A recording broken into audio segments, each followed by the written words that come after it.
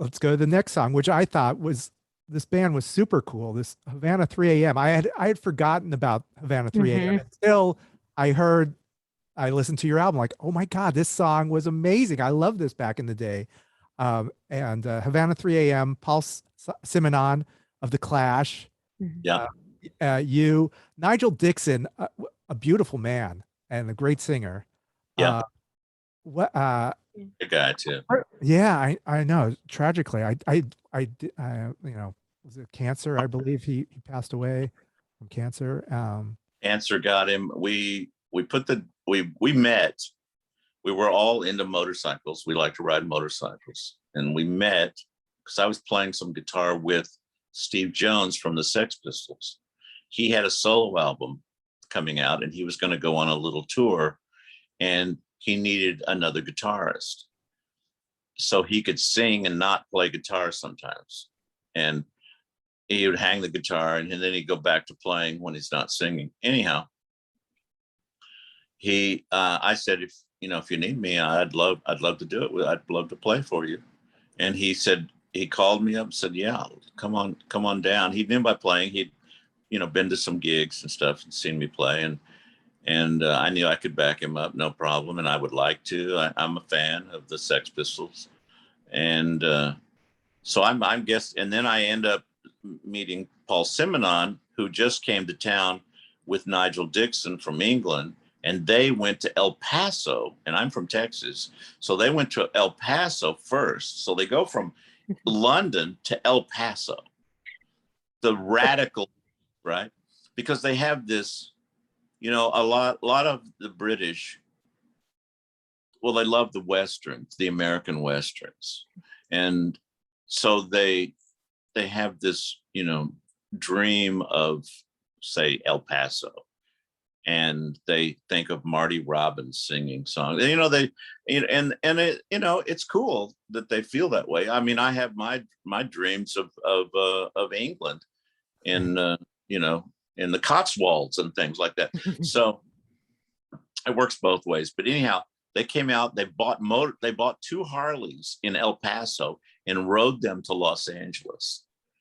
And then I met up with them through Steve Jones, Sex Pistol Man, and then we all went riding on motorcycles. Not trying to talk about music or anything. We just wanted to hang out and ride some motorcycles. Yeah.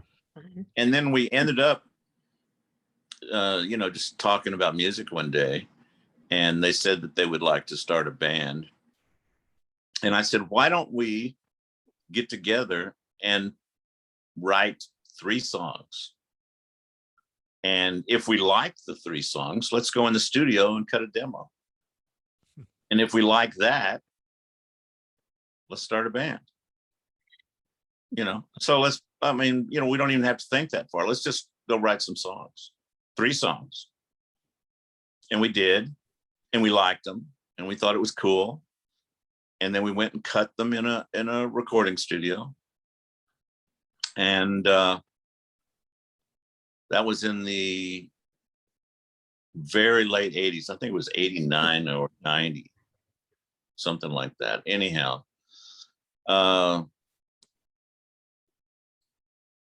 then that one thing led to another. And then they wanted to go back to England.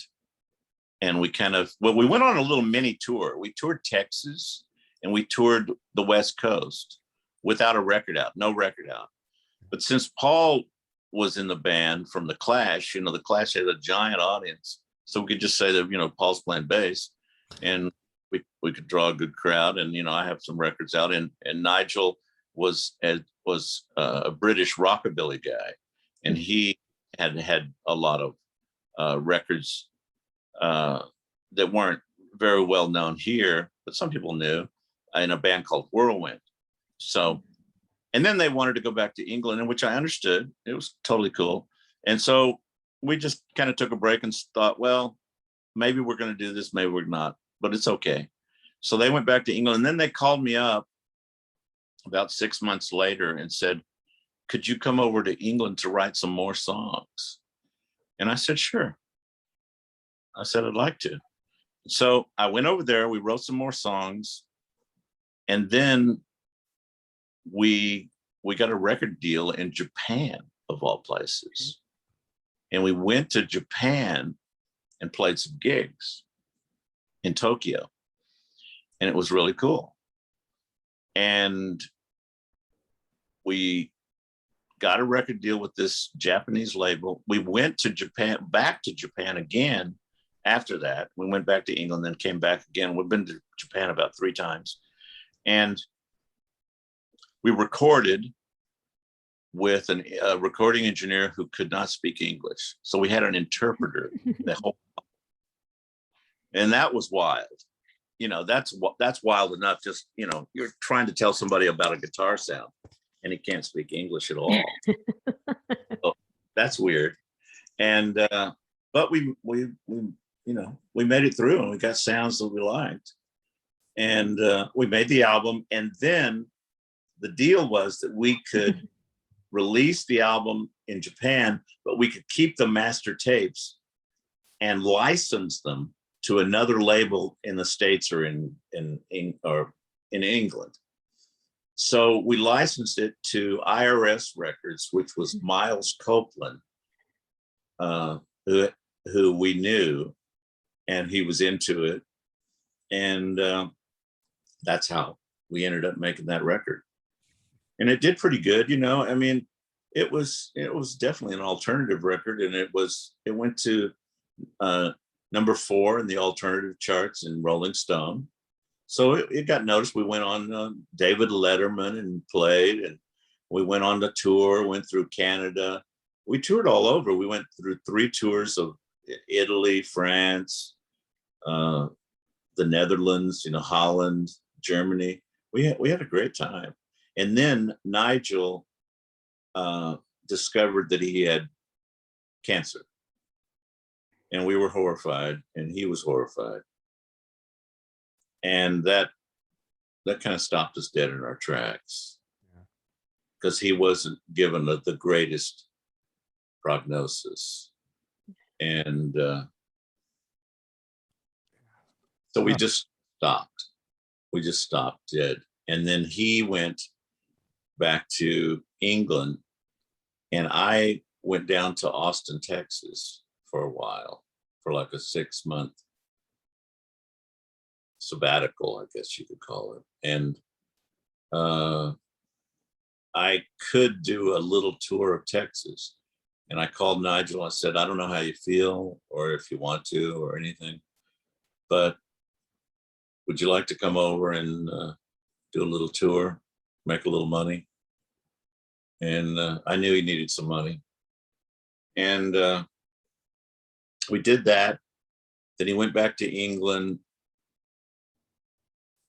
He got sicker. And I think he lasted about 6 months and then passed away. And we were really good friends. And he was a great guy. And he was a real straight shooter, really, really cool, real good guy. And that was Havana 3 AM. That's it. Wow. So when you play this song now, I mean, are you conjuring up the memory of Nigel, or how did you approach this song? Well, I take on it. And I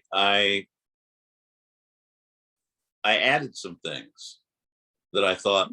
I added a little instrument. When it starts out instrumentally. And so I added my guitar line that's on the record, but in a different way.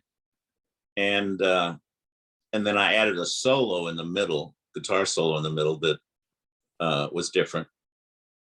And some of the rhythms are a bit different, but I think it came out really well. I was really pleased with it. Yeah.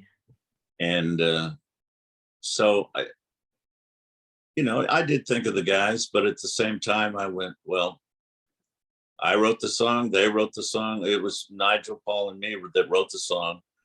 And so I'm allowed to do it however I want. So I did. Yeah. And I'm really pleased with that track. I really think it came out cool. It does. Sounds great.